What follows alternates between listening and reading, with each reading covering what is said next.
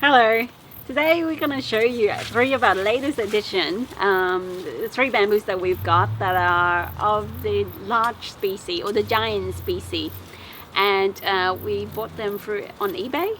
Each of the most expensive one that we got was the Musa Bamboo in the $60 range for 10, and the other two was around $50 mark, and also for 10. So the first one I'd like to introduce you to is that the Dendrocalamus Giganteus. So hence the name Giganteus. It's a very big bamboo species. It can grow up to 30 meters plus in the right condition. All of these, except for the Musa bamboo, likes the subtropical, tropical kind of climate. Lots of water and rich soil, and all of these are edible. This one in particular, you can do a little YouTube search and you can watch the time lapse how fast they actually grow, and it's like quite impressive how from a little shoot it grows in a month time and it reaches its full potential, meters and meters high. I won't get there yet with these babies because they're from seedling, and when I got it in the mail to our place, it's already 9 months old, and this one right now is almost 2 years old. So you can imagine it's going to be a while before I can get excited about a new shoot. With these one, well, you know, the thing about bamboo is that if you start to watch them, it will start with the original stem, and from the center, unless it's a running species, the successive one will just grow very close to the original plant, and it will exceed the previous one. That's how bamboo grow, I suppose. Like the successive one will be bigger and larger.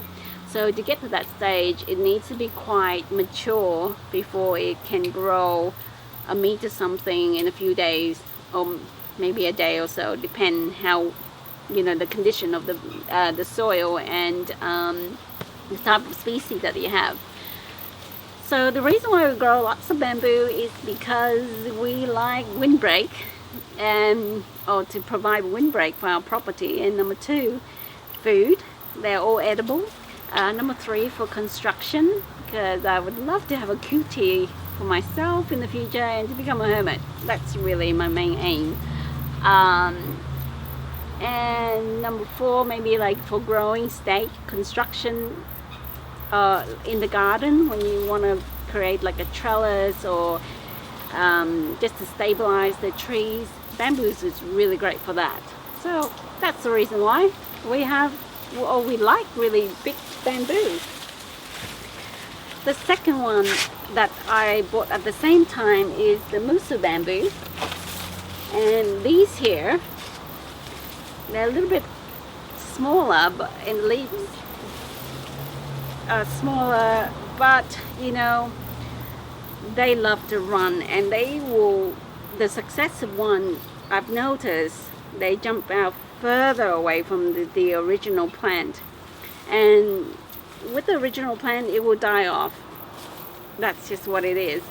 They're very sensitive to the warm weather, and we noticed like a lot of them was looking very sickly, and it was almost dying. When we changed the soil, put some perlite in it, give it a good drainage, and it's doing a lot better. But even though I say it's doing a lot better, it doesn't like to be in the pot. It doesn't like to be contained. It wants to jump out. So this species I'm very excited about, but at the same time, it gives me a lot of trepidation because Musa Bamboo in Japan and also in China and Taiwan, there's like a forest. It overtakes everything. So yeah, so it's something to be, you know, to consider if you want to grow this particular species. If you don't have the space for it, then don't grow it, or else your neighbors will hate you, honestly.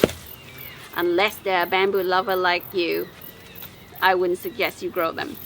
So the third one that we got quite recently, 2 months ago, is the Indonesian Asper. They reach around 30 meters and more.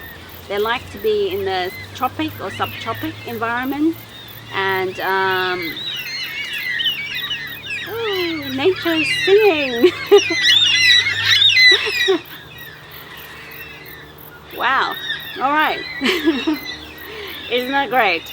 So when I got it through the mail, it looks kind of nice like that, like just bare root, and eventually it dies, and it looks sickly like that, and then it dies. But don't throw it away just yet, because in a few more weeks you start to have this little shoot, the successful one that jumps away from the original one that dies. Oh, this is a good illustration of what I want to say. So that's the original one, and that's like the successive one. It kind of like start to die off, and then that one jump out and eventually, you know, dies as well. And then you have the little baby ones that shoot out, and that's how bamboo grow. And it's very low maintenance, but you know, with seedling you give them a little bit more attention, and eventually it will grow into a big beautiful bunch of bamboos. So there you have it, 3 new additions to our bamboo collection. And of course I have a few more on the land that I've grown recently, but I haven't been up there or made the time to do a video about that. But yeah, that's all I have for today. I'll see you next time. Bye.